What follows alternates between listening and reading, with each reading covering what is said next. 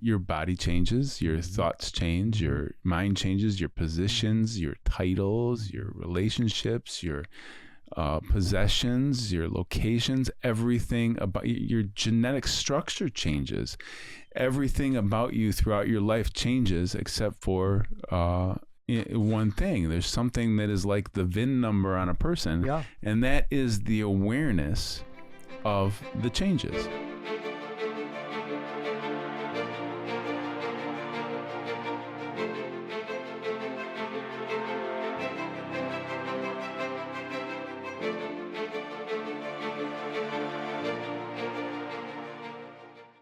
It's what I'm after. You never want to be sitting there trying to, you're trying to provide, you're looking to provide value for Right. your audience. You don't want to make it all about you. That doesn't, but at the same time, it feels like there can be value there when you provide your example of your life, and it could help other people, as Right. opposed to just trying to come up with some production Yeah. Right. in order, just some production as some finished thing. And my life is featured by, I would say, let's say, since my first master's degree, which empowered me to go into faith-based service of faith-based community leader. But quickly after that, I also became a director of a certain kind of program, holistically up in North Dakota, where I was a consultant to social systems in terms of how they might relate to faith-based systems to help people in practical ways, as well as working with clerics, clergy, faith community leaders to think not just in the sectarian terms, but social terms about what they can do to help their communities. So so my background is as a social worker, as a clinician, as a chaplain, as also director of chaplaincy at a hospital in Detroit, as a director of foster social care agency, homeless service agencies, and serving faith communities in 3 major realms. 2 are Protestant, but a third one was ecumenical and interfaith. So I have a diverse background in serving people in social, psychological, spiritual, religious, and social service contexts. In other words, I bring the richness of my service background for decades. So I would say for over 5 decades. Wow. Okay. Yeah. So you got qualifications. Yeah. Though very recently, got my doctorate only, 24 years ago. Sure. It's never too late. Sure. To keep, And you also have certificates and degree-like work. Yes. Yeah. Yeah. Which are? Well, okay. So, I have a bachelor's degree in metaphysics, which goes right along with an ordination in metaphysics. And then I'm working on a graduate degree in theocentric psychology. Okay. Which is centered around, the benefit of it is that you're looking to help provide people that are seeking a spiritual way of life with also the successes that come with life. Because, so often I think that can be, sort of summated with the phrase that it's easier for a camel to walk through the eye of a needle than for a rich man to enter the gates of heaven. And although I think that quote is mischaracterized, yes, then not a sewing needle. Yeah, and not, but right, the gates of Jerusalem. So, but the idea is that that these things seem mutually exclusive. that either you can pursue a successful life or you can pursue a spiritual or religious life. Or how about a holistic approach to what might just be called life with its multi dimensions?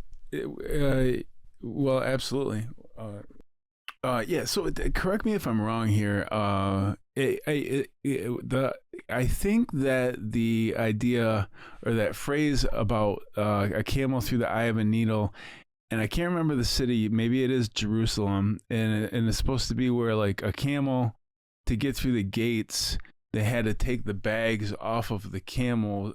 The camel couldn't really get through the gates. You're in the right territory. Here's how I understand it from what I've read about that. And I could be not exactly correct, but the major through gate at Jerusalem, camels could easily walk into with wagons and bunches of people when the gates were fully open. But what do you do at night when you're concerned about maybe vandals, robbers, enemy people sneaking into in your city? So you have walls all around, and the front gate is closed. So there was a nickname of what they called little doors that were called the eye of the needle. And you referred to the camel, but the eye of the needle was such that the camel could only stick its face in, and there was no way that the rest of the camel could get through, regardless of a backpack or not. The point was, this is not for large creatures. This is for individuals, and maybe the eyes of the needle were so small that even a soldier fully armed could not get through without disarming, taking off the ornaments, heavy stuff, so they could squeeze through. So most Americans would not be able to squeeze through because they have too much at McDonald's. Right. So they have to wait till the gate is open in the morning to go through. But anyway, so that's my understanding, and it's kind of unfortunate because I remember the first time I heard it as a kid, like, that makes no sense. Right. Absolutely. But it makes more sense when you're saying it like that, because it's like, okay, if you're carrying this baggage with you, which would be the baggage that we carry within our psyche and don't take care of. Yes. So to that's enter what the we holy were city about. is I like that. To enter the holy city means just you. Drop your baggage and be you, be real. It's almost like a 12-step meeting. You come to a meeting, drop the bullshit and be real. Tell us your story. Admit to what's going on. If your life is degraded significantly by your addiction, hey, that's where we start at table one. My addiction has got the best of me. I'm not living life in any meaningful way. My addiction is ruling me. Okay, all right, welcome. So there are a lot of, I know I'm stretching the metaphor a little bit, but taking the holy city as kind of a symbol. To me, holy places is where you honor the sacredness of life, honor the sacredness of the person who is an embodiment, a temple of the energy of life, and seeking to honor life at its best, and empower each other to do that. And most societies compromise life at its best. The degree of worst, of course, depends on on the true situations. And you can't look at Gaza and say, gee, isn't life great there? Just because they have a so-called treaty. At least that's good. Not killing babies and children and Hamas terrorists. On the one hand, on the other hand, what have they got left but pulverized buildings and dust? Is that human life as it was intended? Does war and oppression and terrorism really, in any sense, any metaphysical sense, any practical spiritual sense, economic, social, cultural sense, enhance life? You see, that's the perverse part of spirituality, is when human beings decide what is right and I'll kill you, rather than come to a deeper understanding of what life is really about. Sure. And it's so, but if may I read something? Are you okay? Sure. Yeah, from my many shelves, I pulled out, and again, I've told you many times, sometimes I just walk around my shelves, and sometimes a book calls out my name. Yeah. Now, okay, people out there, it's not like literally, but I pay attention to a book I haven't paid attention to for, well, actually, several years, because it hasn't been necessary. David Corton's book, The Post-Corporate World, which came out in '99, before his most popular book in '08, The Great Turning, From Empire to Earth Community, The Great Turning. It's a great environmental, political, cultural, social peace, spiritual peace as well. David, Korten, The Great Turning. Okay. But in his book, The Post-Corporate World, where he was a successful corporatist himself until he changed the direction in his life. But he begins a chapter, interesting number, 13, a lucky number, right? Right. Entitled Life Choices, okay? And he quotes one of my favorite theologians, Matthew Fox, all right? Life and livelihood ought not to be separated, but to flow from the same source, which is spirit, capital S, ... Spirit means life. And both life and livelihood are about living in depth, DEPTH, living with meaning, purpose, joy, and a sense of contributing to the greater community. Mm. And so David reflects on this and adds some other very important material. When we talk about holistic spirituality, we stand at a critical point. And this was written like some 26 years ago. This still applies. Even more so, maybe. We stand at a critical point of choice between two stories, two paths of contrasting futures. One is the story of a universe that begins and ends in death. Hmm. The other is the story of a universe that begins with life and unfolds as an expression of life's creative force. Mm. You and I have studied disciplines that are about life and life's creative forces, not just the operant ones, but the metaphysical ones, the spiritual ones. Envisioning the path of life requires that we know what we truly value. I would invite anyone listening to us at the moment, take a piece of paper, take a pen, and write down 10 key things you value. And then ask yourself, is that really true, or am I just fooling myself? Or are these things I really value? That which in our more reflective moments, we identify as the essential elements of good living. Mm. Like, do I value physical health? I just had a stent procedure, which I chose because, in spite of the minor risks, I chose to have a life where I value being able to walk, being able to think well, being able to talk with people in different ways, and to enjoy us. Sure. Well, yeah, and it seems like a lot of times that's good, because a lot of times we figure out the things that we want, not the things that we value. So say I want $1 million, or I want all my debt paid off. It's about security and feeling, absolutely. Feeling like you can take care of your family is the underlying value, not that the money that you want itself. Yeah. And so, yes. Then he goes to something very important. Not that what I said so far is unimportant.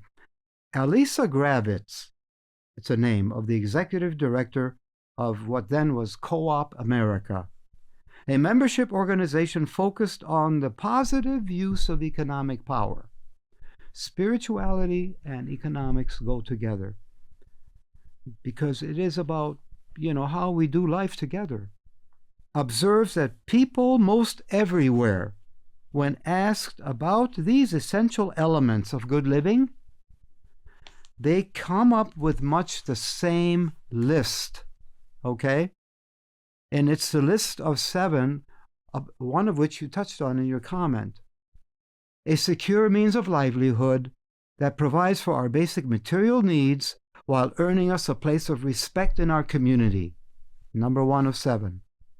Number 2, a strong, nurturing family, friends, and a supportive, peaceful, and secure community that allows us to explore and develop our capacity for loving relationships. Number 3, the opportunity to learn and to give expression to our awareness and understanding of ourselves and the world around us, both intellectually and artistically. Number 4, good physical health and the opportunity to engage in athletics, dance, and other forms of physical expression that make our bodies, and I love this expression, tingle with life's energy. Mm-hmm. I was quite a dancer in my younger years, and I loved dancing and just going wild in motion because it was tingly, it was zesty. Yeah, it was fun, Number 5, a sense of belonging to place, community, and life. Interesting. Belonging to life. Mm-hmm. Yet with the freedom to make personal choices and sometimes to wander and explore without the obligations of place. 6, a clean and healthy environment, vibrant with the diversity of life. And lastly, 7, an assurance that our children will have an opportunity for the same. Mm-hmm. He writes, David Corton, having lived much of my life in places as different as the United States, Ethiopia, Nicaragua, the Philippines, and Indonesia, and visited many others equally diverse places, I find myself in agreement with Gravitz, her list. Though people's modes of expression and relating may differ due to the influences of culture, religion, language, and class, underneath there is a longing for the same essentials of a good and healthy life. Here comes the last sentence. For me, this unity in diversity affirms that we are all born of a single spirit, striving to know its many possibilities. Yeah, every listener to us, and you and I, are born of a single life-enhancing spirit. And unfortunately, we don't know why. We don't have an answer why.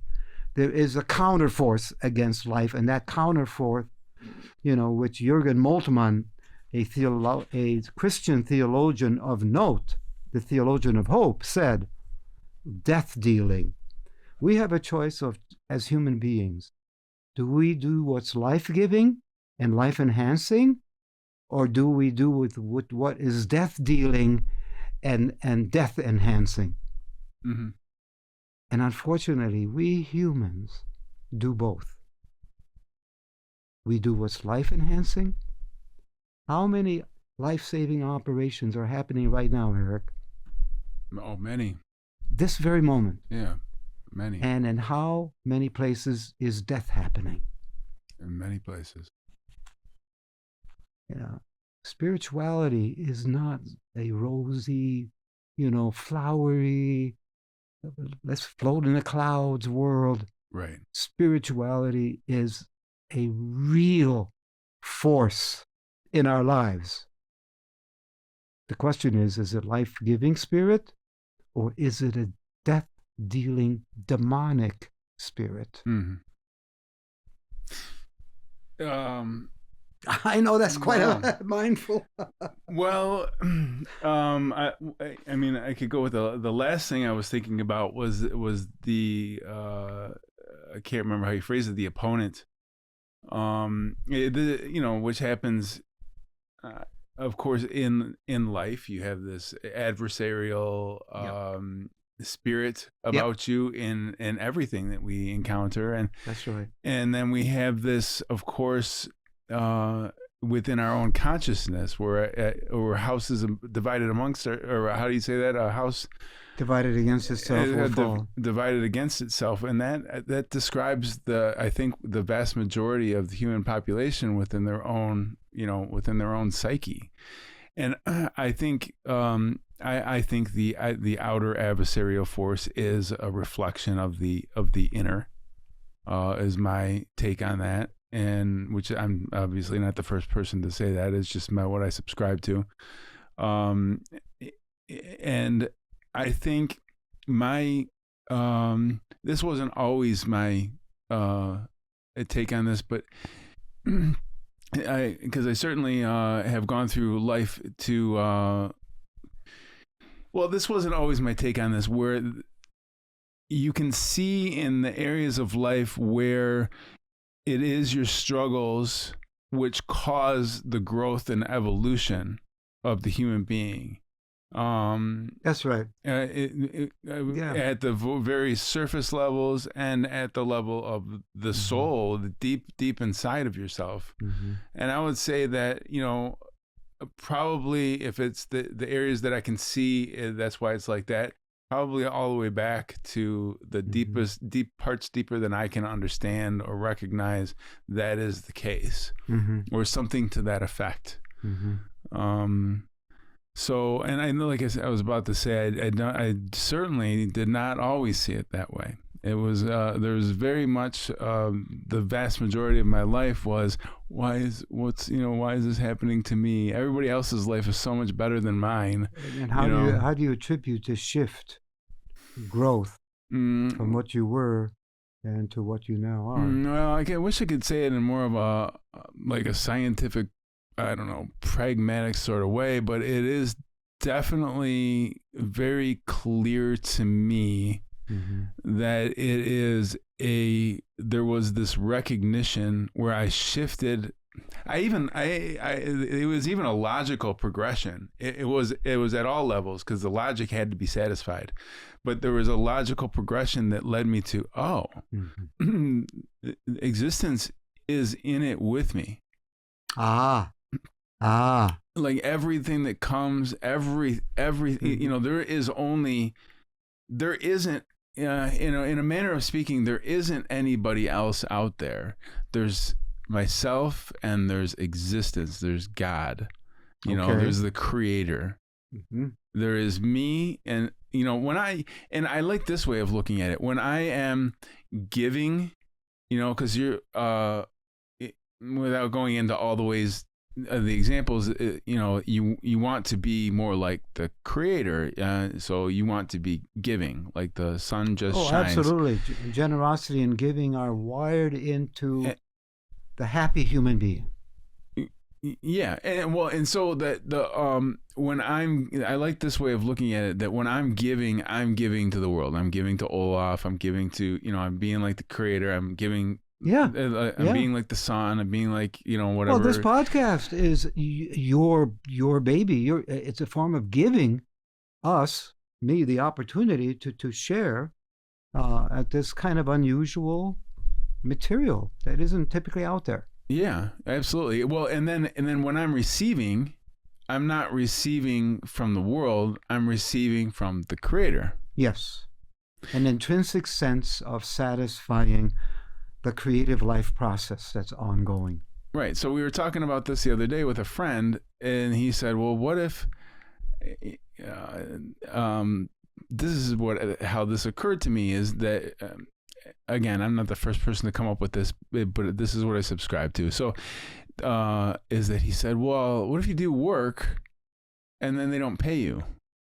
And I said that, you doing the work is you providing for that person, and then you getting the paycheck or not is your relationship with the the divine, with the Okay. creator, with God. Mhm. And he actually really liked that.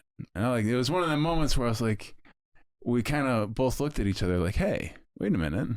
This is, that sounds right to me. Okay. I don't necessarily know that I've hashed out why exactly, Sure. other than the reasons that I've sort of described to you. And you could say it, another way to say it is like it's a mirror. The whole thing is a mirror, helping me to get to the next level. With whatever it is, pain or pleasure, whatever it is, Mm-hmm. And pain, that is the sort of divine prerogative, that this is how it works, that the pain steers you away from what's not you at the core. It's all trying to Sure. get you back to who your divine self, I suppose you would say it, or who you truly are at the Right. beginning. Right. Not you're evolving at a certain level, but you're not at another level. You're becoming yourself again. That's right. And I'm reminded of all kinds of different affirmations of what you just said. But one from the kind of the practical outcomes of what you said. Don't ask me to spell this name. Mihaly Csikszentmihalyi. Okay. So Trying to note that down. Mihaly Csikszentmihalyi, he has done deep textured research in psychological flow. When are people optimally feeling satisfied with life, fulfilled in themselves in particular ways, in particular moments? And one of his experiments that he talks about in his book, Flow, okay, the simple title, he gave a group of subjects a watch where they give feedback on their state of being. So you tap one button, are you feeling in flow or good or whatever the tag was? Yes. Are you feeling opposite that, like, irritated or not with it or not in the flow? Okay. And I think maybe a third button with some middle alternative, but I'm not sure about the exact details, but I remember the basic point. Now, you would think that most people would tap the positive, they're in flow, after work hours, when you're with friends at a cafe, or when you are out running in the evening after a busy day of just sitting on your butt at work, Yes, those are moments of flow. But over time, where most people experience flow? Within the framework of their work world. Oh. Yep. I'm not saying all people in the work world were in flow. Sure. But where people felt in flow, it was more in their work environment. Now, you might say, well, gee, most people work 8 to 10 hours, et cetera. So, you add driving time, crazy commuting, patterns in America. And then you how much evening time do you have, especially if you're not a night owl? One of the things I like about being a night owl, I have long evenings. Sure. That kind of thing. But anyway, we human beings are wired for flow. But another element in their research from them and others, and this is where humanistic psychology comes in, people feel the most satisfied and fulfilled when they are caught up in something greater than themselves, something meaningful and purposeful and contributory to the common good. When people take jobs where they know they are ripping people off, where they are really jerking with people's lives, do not expect yourself to be happy.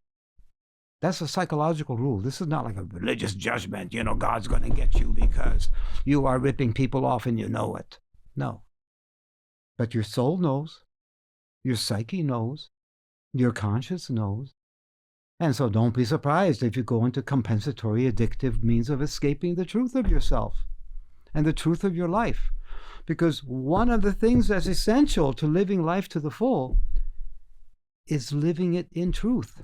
Mm-hmm. The truth about yourself and others. Stephen Colbert, I loved it when one day he was doing his little comic shtick in the beginning of his night show, and he talked about truthiness. And he had this kind of smile on his face, truthiness, and of course now that's a serious problem in our journalistic world. Alternative facts and playing with loose and fancy with the truth, and even the head of what's it, Zuckerberg saying, we're taking away any kind of monitoring and refereeing of truth. And yeah, I'm not going to get into the political of that. You're not buying it? Huh? You're not buying it? Yeah. No, however, in my politics, I try to be even-handed, and I really am an independent thinking person. There may be some legitimacy to the critique that the people who were monitoring, true statements maybe had a certain kind of political bias or certain philosophical bias that tended to maybe kind of be more critical of conservative voices and thoughts, mm-hmm. and maybe, more amenable to liberal. There may be, depending on the details, legitimacy. However, it's almost like, okay, some referees have a tendency to make bad judgment calls. They don't stay at the top of the line games. They go down the line. Hey, from pro to college, and if you don't do well in college, how about grade school? Mm-hmm. And if not grade school, then how about the family park, if they'll have you? You know what I mean? Yeah. Refereeing excellence is based on objectivity and insightfulness and really understanding the nature of the game. You know where to look or what to look for. You know how blind men can try to hold people in ways that they're trying to get away with that isn't so visible. Yeah. But as an informed ref, you know it, you see it. Sure.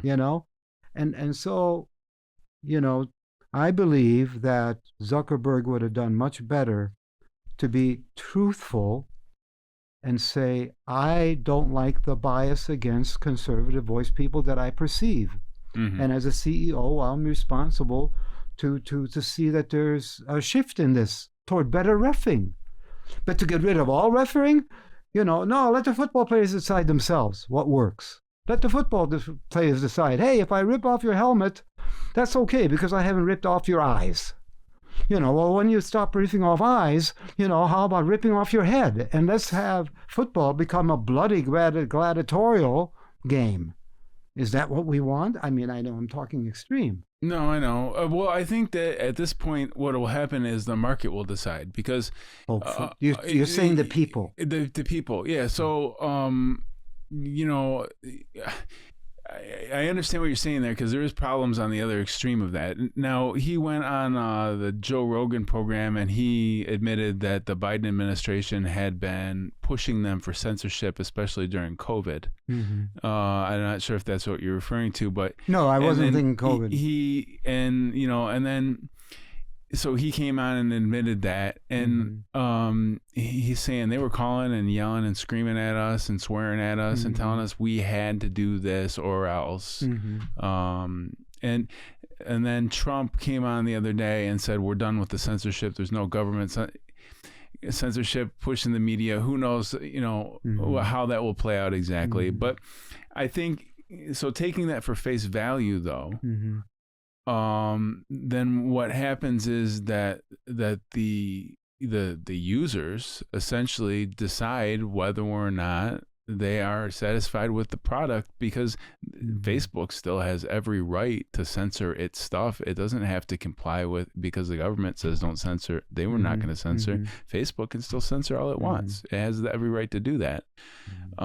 So I think that's where I say that at that point the market decides whether they like how things are being handled on that platform. The thing that worries people in the environmental field, and I just, maybe I'm reminding the listeners, but maybe it's for the first time, my associate professor designation at the Graduate School of Ministry where I teach part-time is, associate professor in urban and environmental studies. In other words, I'm very much in tune with what's happening environmentally. And I know that there is a lot of distorted information, denialism, and so when a fact is totally distorted toward a belief that climate change is just a plot of left-wing people to try to control people through government. That's nonsense. We humans on a planet are compromising the 9 basic life-giving systems on a planet, and 6 of them are blaring orange lights saying it's almost going to be a red light. Ocean is becoming full of plastics and full of dead zones, etc., etc. The environment is heating up, really. The oceans are rising, really. We are diminishing species at an everyday rate that marks human beings as murderers, really, etc. And so, to me, part of healthy spirituality is to seek the truth of all matters of life, including the truth of myself, the truth of our relationships. I'm currently, working with a couple who are working through a very rough patch in their committed relationship, and they have been, sharing habitat for a couple of years. And we know from research that the 2-year mark is a critical, difficult challenge for most committed couples, whether under the tag of marriage or just living together or whatever. But they have been cohabiting and have been intimate in every way for 2 years. And what happens is, after a glorious honeymoon period and everything is shiny and wonderful, comes the sink, the disillusionment. And the disillusionment starts really getting to people at the 2-year point. So it is not surprising that in the past, the statistics were, and maybe still are, though I'd have to double check on it, that half of such committed relationships that end in fracture, divorce, is a 2-year point. The 2-year point. Because people are disillusioned, people are feeling like, hey, all the promises we made aren't necessarily working so well. The bad sides of our personalities that we sort of were able to squash during the romance period of 6 months or so, who we really are is beginning to eke through. Right. And any of us who have been in such relationships, you know what I'm talking about. Mm-hmm. Yeah. The secret to working with that difficult time, and kudos to the people, who got a hold of me saying, can you help us? Sure. Help us to help ourselves. It's not like, oh, I go as a fix-it, marriage fix-it man or whatever. No. It's giving, different kinds of thought tools and behavioral possibility tools to work with. You work with it. But one of the core principles is get really truthful, and often what happens in sessions with disappointed couples at the 2 or 3 or 4 year point is sometimes explosions of emotions that they've been sitting on for a long time. It's kind of like, poof, finally the lid off the pot, and the stuff that they've been pressing down boils over. I can't tell you how many times, you leave your underpants in the bedroom. That drives me nuts, and I'm supposed to pick them up. You find out they've been cataloging. Cataloging, wrongs and mistakes, and yet didn't want to say anything, and Yeah. Okay, so you break through the superficial ice and you come in the cold waters of truth. Hopefully the therapist has a lifeline to throw to you. Like, all right, get out of the icy waters of truth. Yeah. Come to the shoreline, and here, get some warm blankets on you, and now let's tell your story for real, okay? Yeah. Yeah, I've been in those situations. It's shocking what gets cataloged. And you're like, wait a minute, you've been holding on to that for how long? And then I've actually been disappointed in myself at the time, not now, but because I'm kind of like a goldfish. I don't remember these things. I might be upset at the time. Yep. Maybe there's a slight catalog of the general feeling as somebody's made me feel, but I don't ever I don't have enough space in my head to remember stuff like that. Yeah. Is basically what it comes down to. Not that I'm a saint, but of course. But yeah, I just remember being disappointed in myself that I didn't catalog better. So, but again, when we're talking about spirituality, we're talking about that basic energy that you embody and live out. Mm-hmm. It's life energy, and it's a gifted life energy. Here is a striking statistic that I looked into within the last couple of weeks. What, in terms of a total reality picture, the total cosmos and total history of the cosmos, in that context, what were the chances of Olaf being? Oh, yeah, next to zero. 1 out of 400 trillion. Okay. Is the number I remember. Gotcha. And I remember when I shared this with, a very bright person, they said, that's not meaningful, and where do they pull that number out of, Well, I trust statisticians.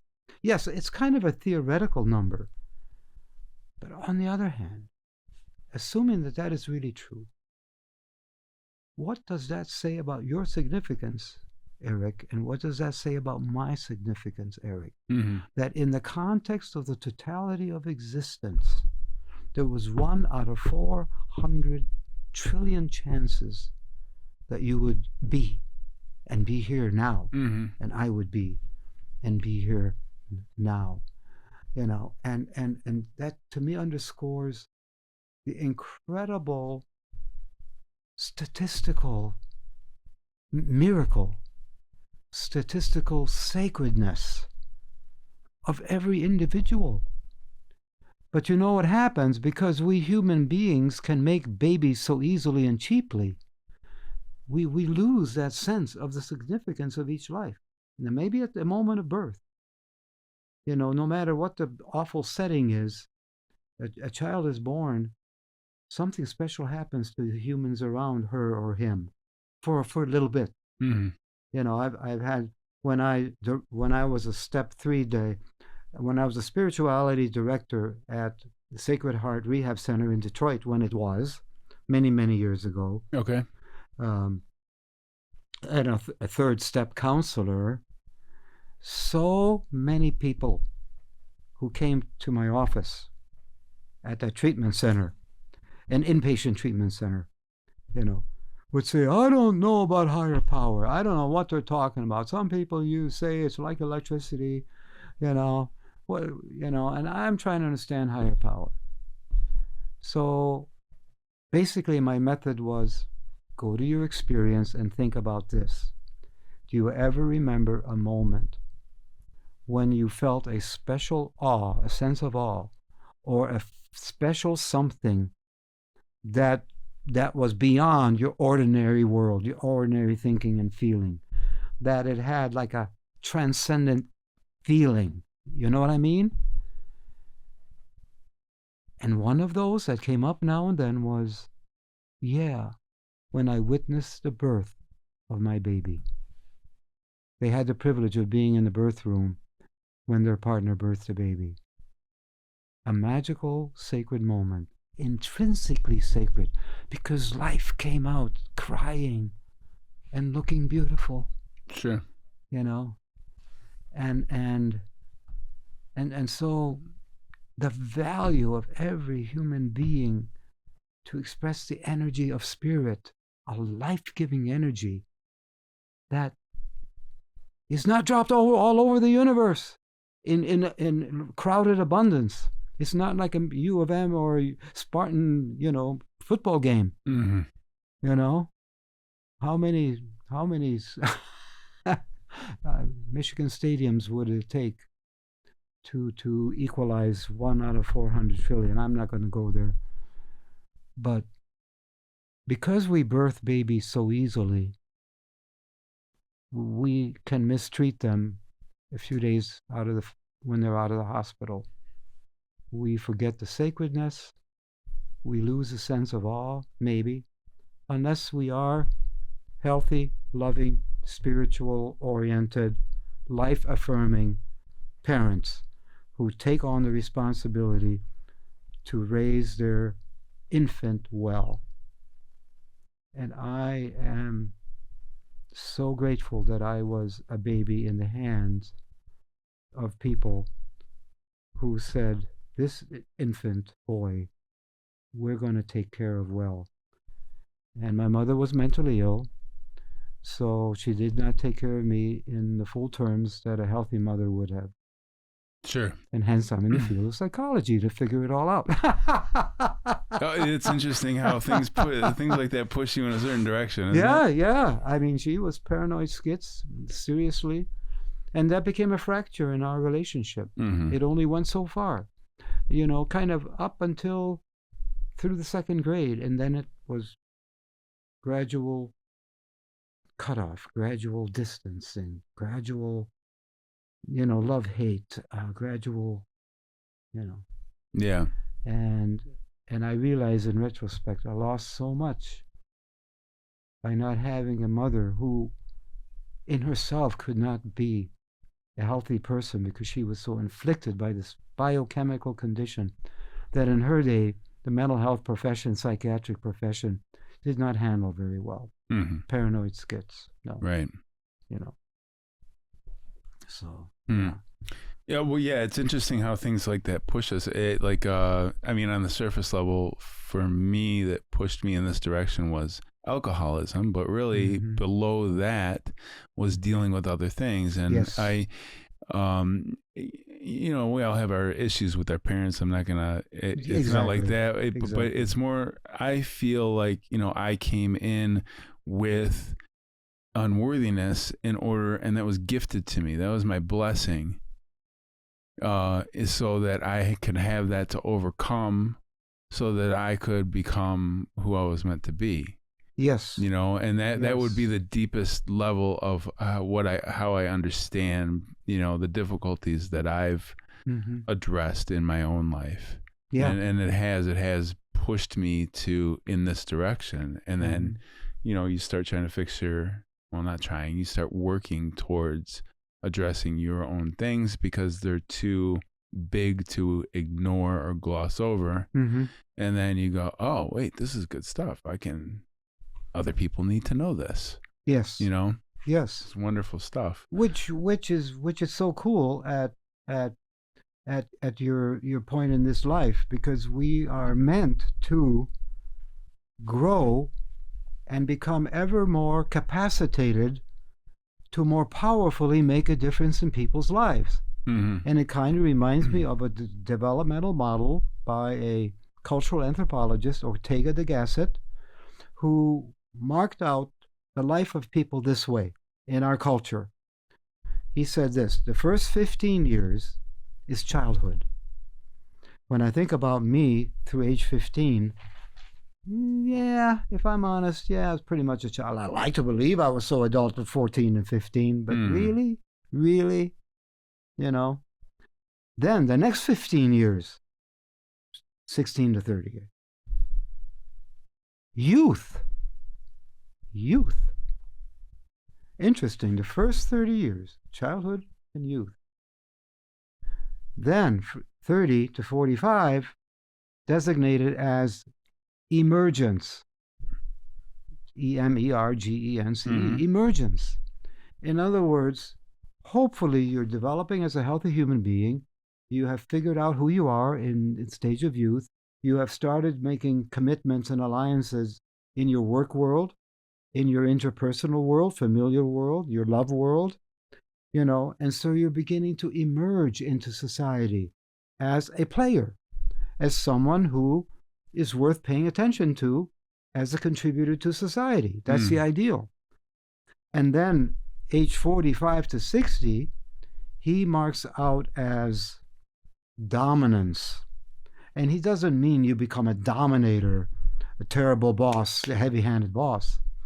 But it means you become an empowered, capable contributor to the well-being of society. Mm-hmm. You know, and then beyond 60, the age of wisdom. Mm-hmm. And what is so unfortunate is that such few countries, as I see it, tap into this age of wisdom in a constructive, positive way, so that elders in their experiences have a place in society to contribute and make a difference. Sure. You know, and Japan, I think, is an example of where they do that. Okay. You know, and I know that from the fact that, you know, my son is married to a Japanese woman. Okay. And they are young, they're adults, and they have twin boys who are African and Euro and Japanese. And they are incredible 10-year-old boys.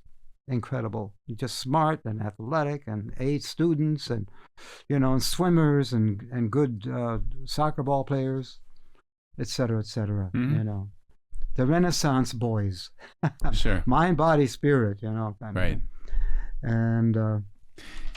And again, Ortega doesn't mean to be literalistic about these stages in life, but he says that's basically the emphasis when you look at society, how it structures itself and how it helps the younger to get older and better, the weaker to get stronger and stronger, the more ignorant to become less and less ignorant.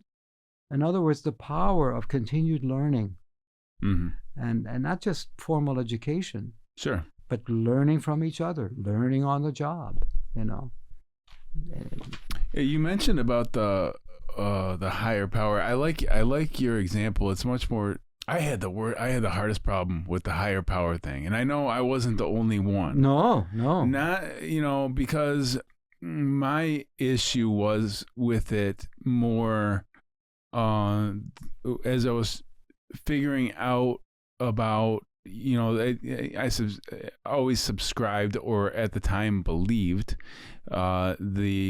you know, that we are all one type of hypothesis. Mm-hmm. Later in life, the way I'm describing it this way is later in life, you come to know these things Mm-hmm. within yourself, Mm-hmm. as opposed to I believe. I believe is, you know, like we've mentioned a few times, is that indicates that you don't know. You just think it might be that way. Right. I believe so is Right. sort of is a statement of I don't know. Okay. Yeah. It can be. It can also be a ossifying of conviction, which closes a person to maybe knowing differently. Like or I believe it is. Yes. Like that. Yes. Yeah. Okay. So, but either way, the way I came to understand this thing for me was that it was through the exercise of coming to recognize the witness within yourself, the I am presence, which Yes. is just, you know, is a simple exercise. When the witness begins to look for itself, Mm-hmm. it sort of seems to wake up to itself, as opposed to being stuck in the character that you've been playing. Mm-hmm. So when you just simply say something like, you know, your body changes, your thoughts change, your mind changes, your positions, your titles, your relationships, your possessions, your locations, everything about your genetic structure changes. Everything about you throughout your life changes, except for one thing. There's something that is like the VIN number on a person, Yeah. and that is the awareness of the changes. And you could say the soul itself. I think, without getting too in the weeds about it, I think that, you know, the awareness itself and the consciousness are different things. I think the consciousness is more tied to consciousness is when you have energy, you have awareness, which is followed by energy, Mm-hmm. Mm-hmm. which is focused through archetypes or symbols Okay. or patterns.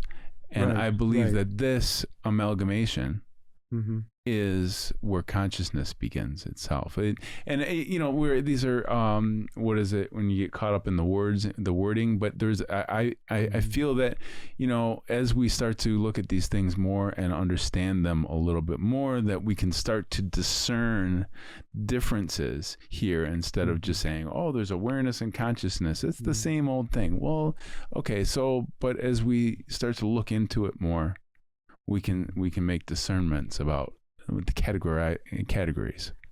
In line with what you're saying, the human being, from even the internal womb experience on, experiences different forms of and different degrees of consciousness that continues to expand and grow throughout one's lifetime. We know from studies here and there that, we might have read it now and then, that womb life does have an effect on the pre-birth neophyte, that noises from outside the womb and energies from outside the womb has an effect on the bio system of the mother, and can even have a reverberating indirect effect on the infant in the womb. So, in other words, if the environment of the pre-birth situation is where the parents, the parental figures, are characterized by love, mutuality, peaceful support, it's no surprise that the infant born has a visceral sense of security, even though suddenly they're shifted from being in the protective, wonderful, heavenly orb of the womb into the whack and the yuck of trying to breathe. In other words, consciousness is a dynamic, intrinsic human process that is influenced by bit by events and contexts and circumstances. It's a continuing process, and that's why I speak of 360-degree consciousness. We have different forms of consciousness, and I can call it 360 degrees. We have empirical consciousness, we have metaphysical consciousness, we have computational consciousness, we have artistic consciousness, we have kinesthetic body consciousness, and we have cognitive, intellectual consciousness. We have all of that as part of the wheel of life. And that wheel of life is such a gift. And I wish every human being would just take a moment and count to 10 and realize the giftedness of you and the giftedness of life that you contain and you express day in and day out, moment to moment. It's an inherent sacred process. You don't need to religify it to make it sacred. In fact, if you think you have to religify it to make it sacred, that's something wrong. In some sense, religion is just meant to enhance that sense of sacredness, the experience of higher power, if you will.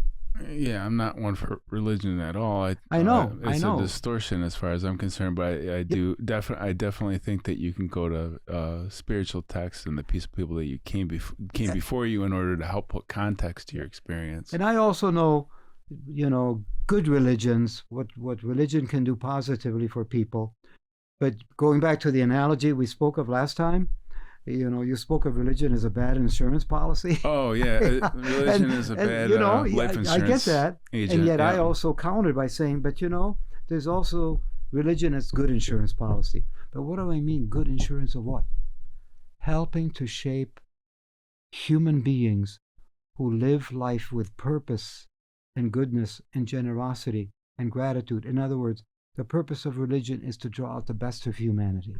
Right. Yeah, I use that. Well, not to ameliorate divinity. People don't get what they thought they were buying with regard to a life insurance policy. And so, yeah, I think religion is like a bad life insurance salesman. It's like that's not exactly what, it's a distorted form. But as soon as, which leads to, how did you put one time people mistake the saddle for the horse, is like, whereas the horse is the experience of the divine, yes, and the saddle is the religion, and then, or the words we use to convey the experience with the horse.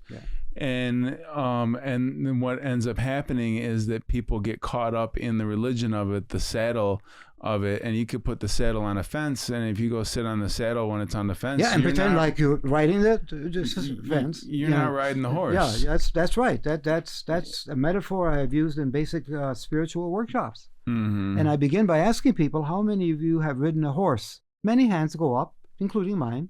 Then I ask, how many of you have ridden a horse bareback? Mm-hmm. Sometimes no hands go up, but in a couple of instances, 1 or 2 hands went up. And I would ask those people, what is it like to ride a horse bareback? Sure. It's entirely different from riding a horse with a saddle. And then I say, that's the purpose of religion. The purpose of religion is to connect us to the dimensions of the sacredness. The purpose of the saddle is not unto itself, or to satisfy some super horse up in the sky. Yeah. The purpose of the saddle is to make best use of the horse's energy and dynamics. The purpose of a religion is to make use of the dimension of spirituality's dynamics, positive dynamics, to help people grow into the depths of their humanity as our Creator intended us to be. And what happens very often is the saddles are taken off the horses, put on fences, and religion becomes almost like a superficial exercise. Jump on the saddle and pretend that the sacred matters to you. Right. Right. That's a bit harsh, I know. Right. I understand, but it's like, and then say all the wonderful words that indicate that you know all about the saddle, and right. Do you ride that horse? The virtue signaling, yes. as they call it. Yes. Yes. Yeah, but I mean, within yourself if you're in integrity with that, even if whether you're lying to yourself or not, it's definitely in your consciousness. What's interesting is, well, just to close this out, is because I was just saying about the higher power, is how I came to recognize that is through the idea of the witness within, which is, but that was what. But I really like your example. It's a little bit more easier to get a handle on. Mm-hmm. Is the example of how was it, the birth one, or the birth one? How did you present that? Well, the inherent awe and the sense of the sacredness of the moment. Sure. But the other often responds to the question, tell me how you experienced higher power. That's not conceptual. Is in nature. In nature. I remember one guy saying, oh man, it was clear as if it happened yesterday for the guy. And he said, my old man was an alcoholic, and he used to beat up on my mom and me, so I've got some issues there. But he said, but I remember a time when I was younger, like maybe 10-ish, and I went camping with my dad out in the deep woods. And I'll never forget the moment when my dad said, son, come here. And we were kind of at a camp that was kind of on the edge of a higher cliff. And the sun was setting, and the sky was so full of different colors. And he said, Chaplain, I felt it. I can't put my finger exactly what that feeling meant, but I felt that sense of awe, that something more, And he says, and I'll never forget the deep feeling I had, the deep feeling that saturated, my heart, not just the mind. Mm-hmm. And yeah. That's how I stay connected. Even, there are many times that I meditate quite a bit, but there are many times where you're sitting in meditation and there's just like, there's nothing there. You can't connect in the same way. But going out into nature is sort of for me, it's like it's an automatic to a certain extent. Well, because it's an altar of life. When are we closest to the forces of life? When we're out there in nature. Sure. When I'm walking a path in the woods and hearing the birds and feeling the breeze and seeing the shifting colors of the clouds and feeling my body, the aliveness of the setting and the aliveness of my body, without any interruptions, accoutrements or whatever. No TV, no phone, no blaring stuff at me. Well, and it's spiritual. As we, getting back to like the spiritual awakening. Yeah. It is,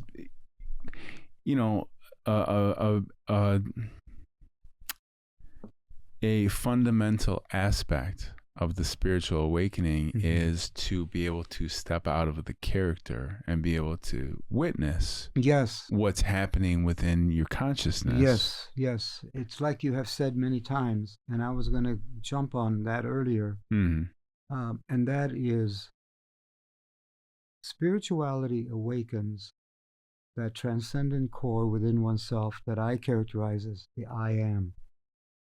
The I am is ever subject. The I am cannot be objectified, because the minute I objectify the I am, it's a persona. Yeah. It's a persona.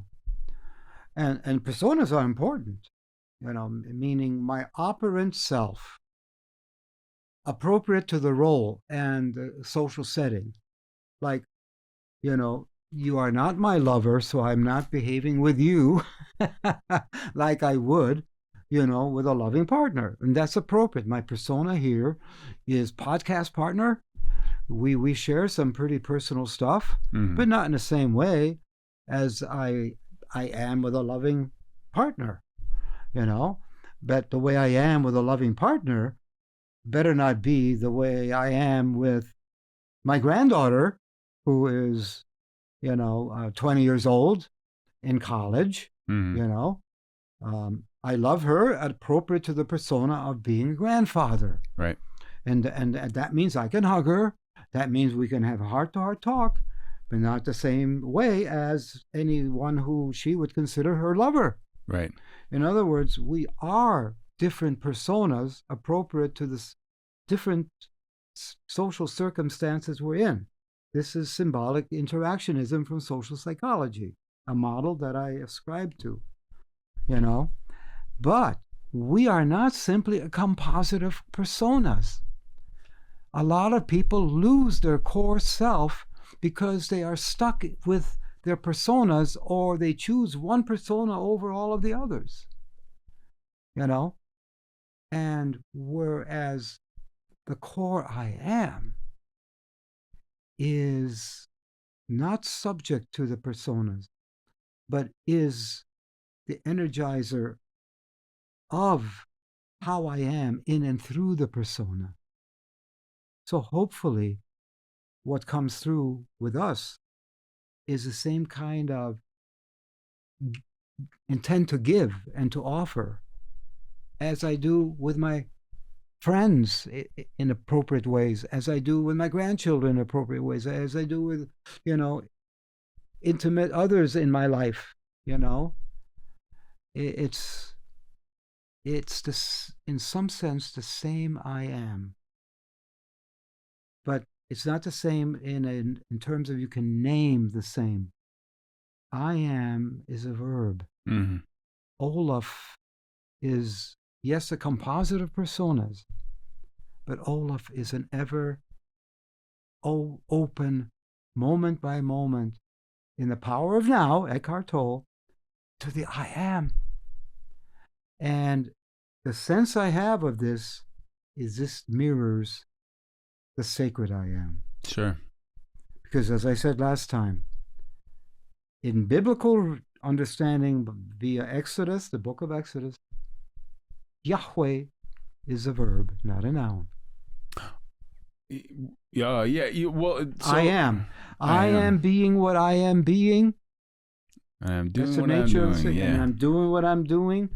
And like I said, and Moses says, well, then how can I make sense of you to other people? And the answer is, look at my relationships and what I have done and am doing. In other words, what is the higher power about in our lives now? You know? And the higher power is more than our own projection, our own understanding. I like how it's put. I like this phrasing for it, which is, saying the same thing as you're saying, is that non-phenomenal awareness. It's not an object. It's not a noun. It's not a person, place, or thing. That's good. That's good. The non-phenomenal awareness. The well, it's differentiated, but I like it from a logical standpoint. I like this to describe the power higher than yourself. Mm-hmm. Only I don't like that phrasing, but the power higher than the ego character who you believed yourself to be. Yeah. Right. And then we have this individuated awareness. Like when I get back into the awareness of myself, I can't see inside of Olaf still. So it's differentiated awareness. Right. It's differentiated for Eric. Yes. Now I can project it and imagine what it would be like to be inside the door or the rock or the panel or Olaf, but back behind that differentiated awareness would be that undifferentiated awareness, which would be, the creator, the God as I understand it. And that would be for me the connection to the divine. Does that make sense? Yeah, in some ways that the I am, it transcends ego. The ego is my operational self, my operational conscious self, by which I negotiate the moments of life. The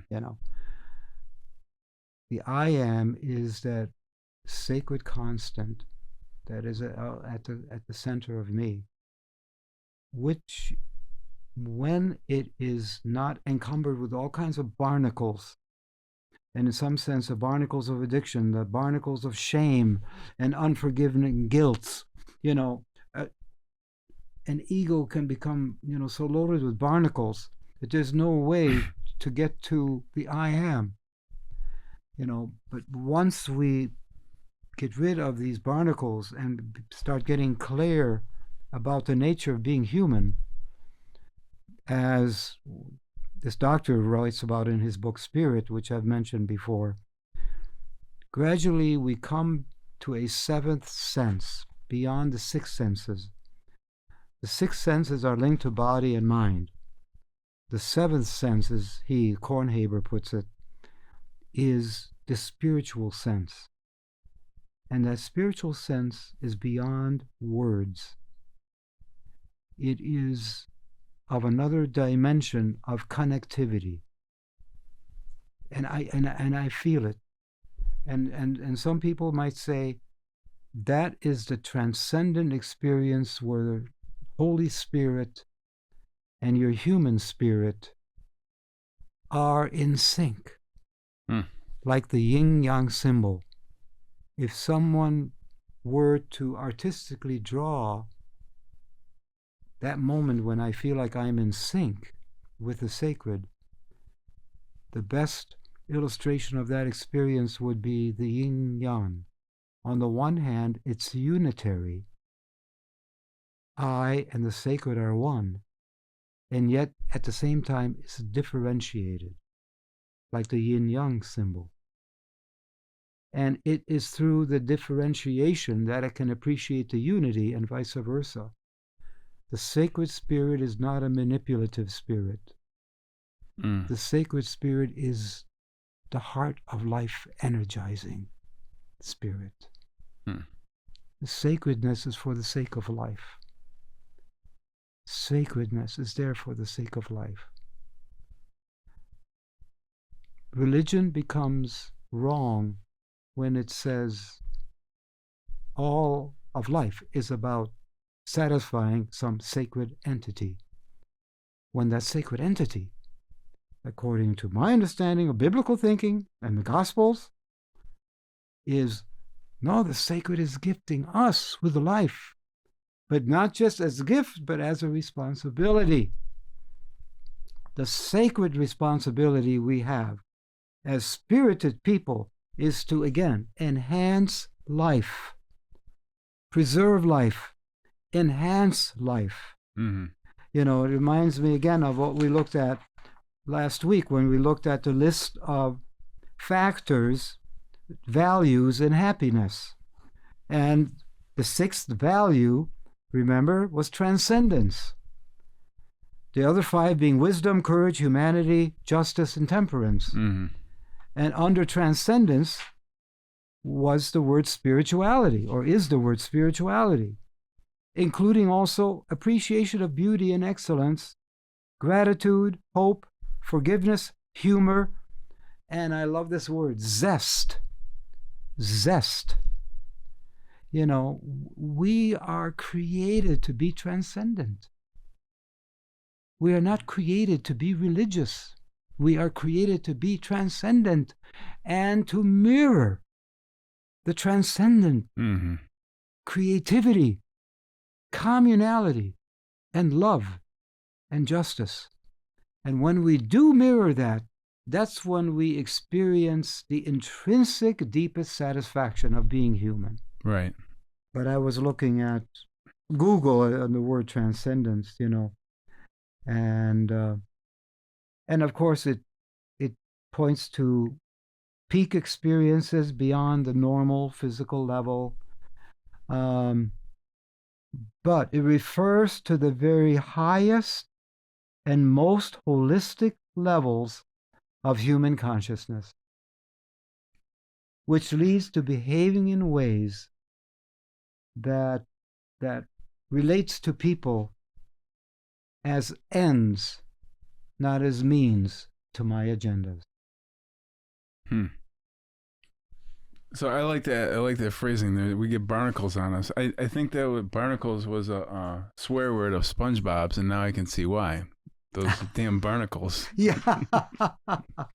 You know, damn that shame that I have internalized because I was mistreated and blame myself.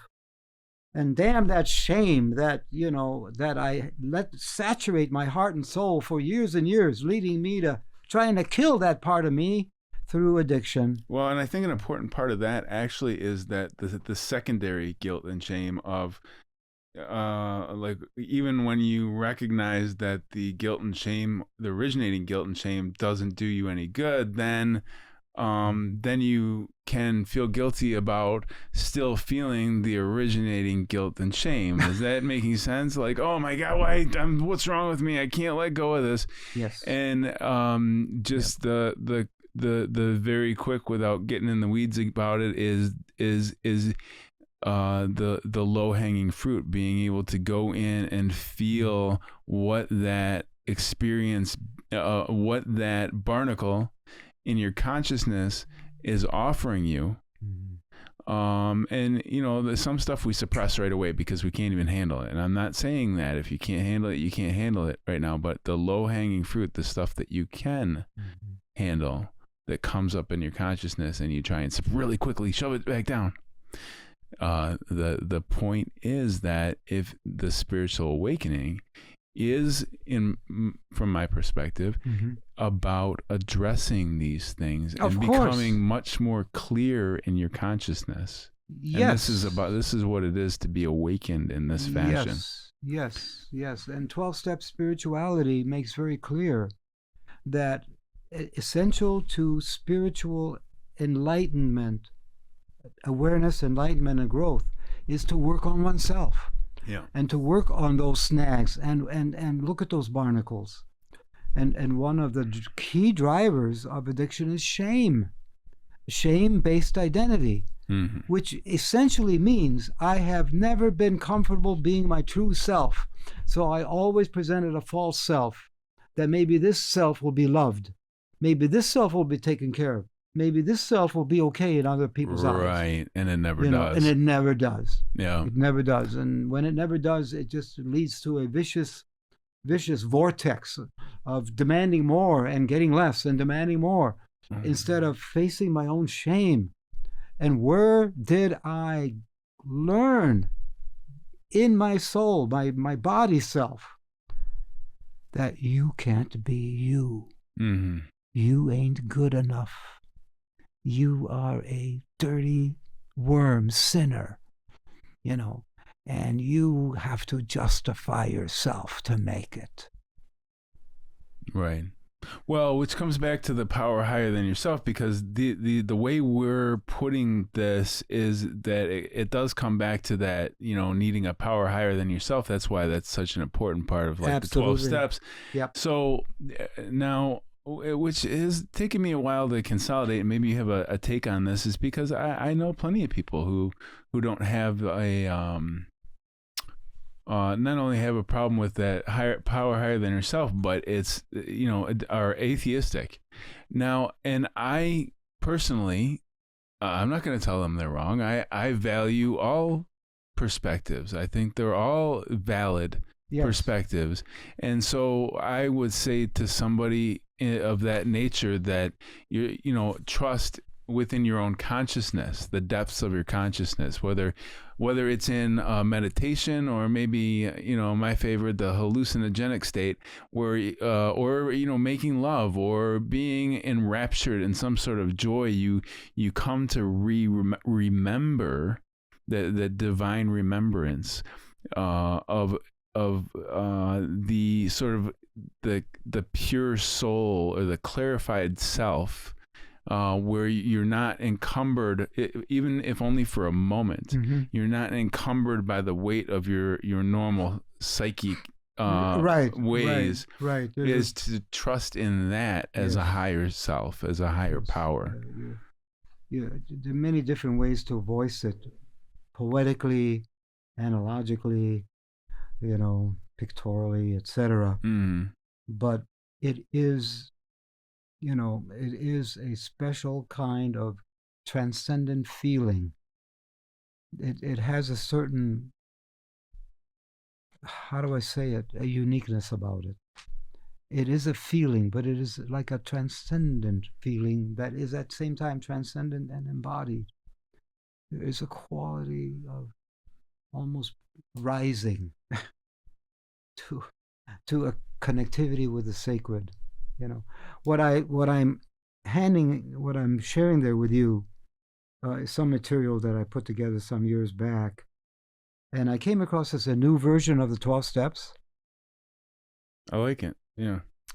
And we don't have to get into it now. I'm aware we're coming toward the end, but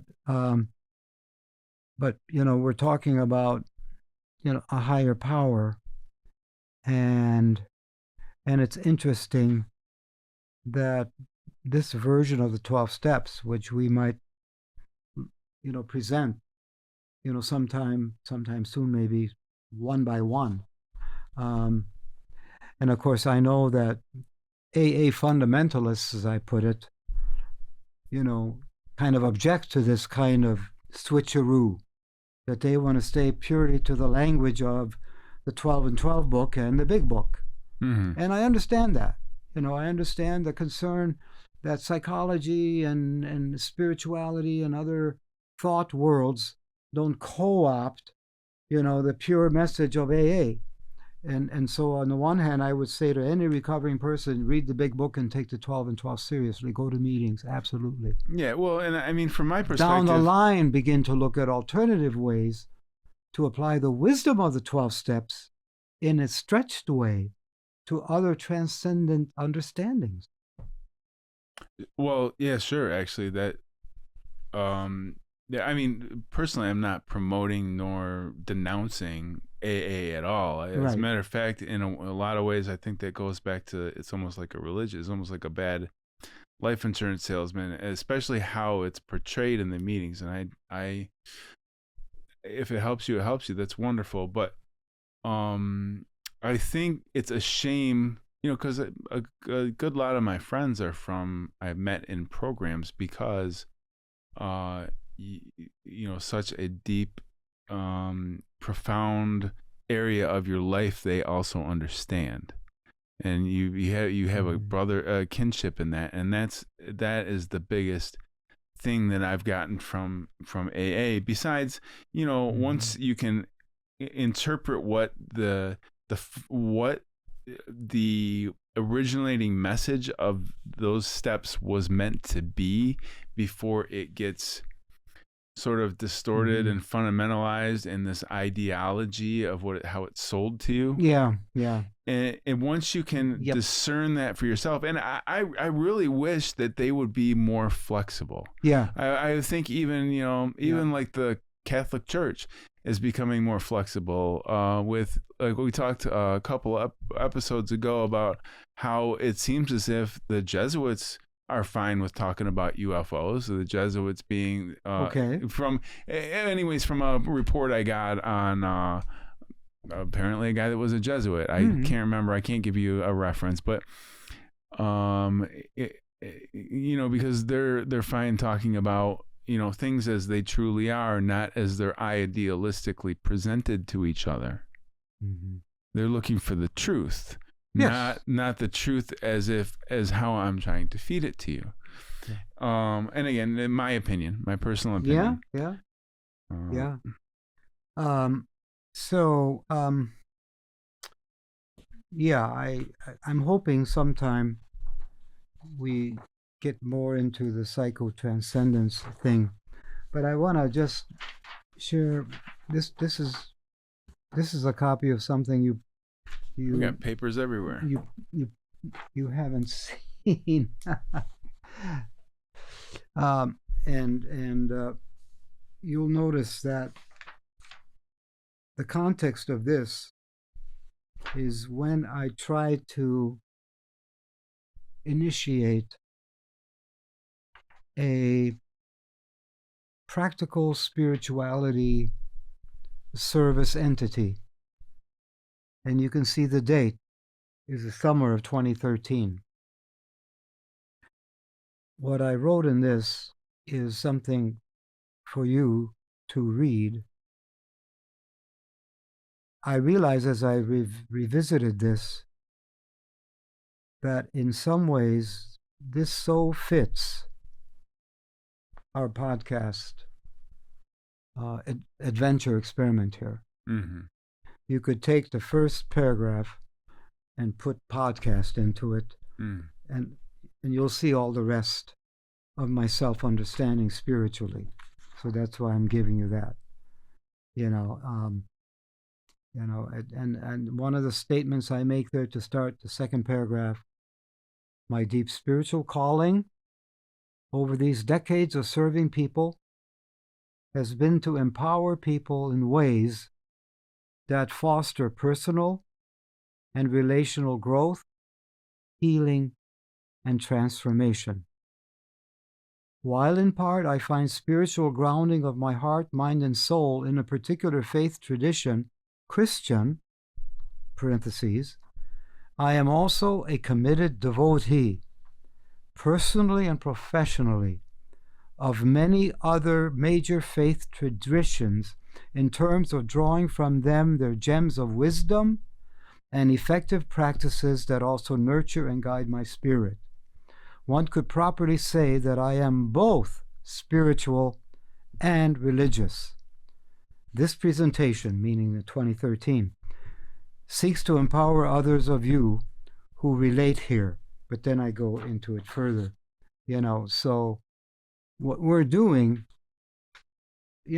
fits my sense of my calling, in this. And let me jump to the last paragraph, since, you're also looking at it. Stephen Covey, author of the classic, The 7 Habits of Highly Effective People, spoke one time to us of the importance of, quote, leaving a legacy, unquote, something of worth and value for the good of people, society, and the planet. Today's presentation, and I think the podcasts Yes, today's podcast presentation expresses this for me, a culmination of decades of service and growth. It is my hope that in my remaining years, I will have opportunities in the public arena to guide persons through speaking, teaching, coaching, counseling, and consulting into spiritual pathways that can heal and empower one for a meaningful, purposeful, productive, and pleasurable life. And I mean it. I stand by these 2 paragraphs.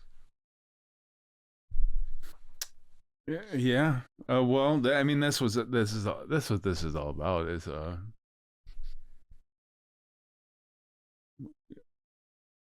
it's a blessing to spend your life looking for ways to make your life better from Amen. From the deepest better spiritual... for yourself and others. Love your neighbor as yourself. As you make things better for yourself, your capacity to love others gets better. Right. And as you love others better, it helps you to love yourself better.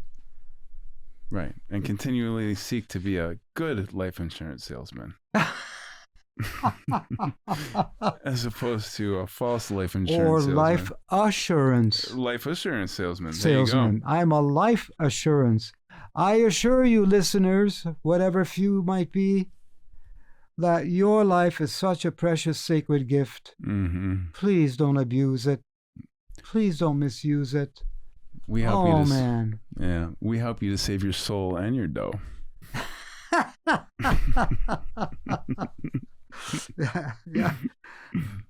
Yeah, dough, a deer, no. Yeah, well, I mean, and if you subscribe to reincarnation, which again, we can go back to the beliefs thing. I don't fear it. For me, it's not a belief anymore. It's a recognition. For me, okay, is that when you encounter your again, lost in the weeds, but is that the idea? Even if it's just an idea, what about if you have to continually come back and work these things out until you get to that point where, like, Christ on the cross, your last words can be, "It's done," and you've gotten to that point. If you just let that stuff fester and think, "Oh, well, I only have to deal with it until I die," what if that's not the case?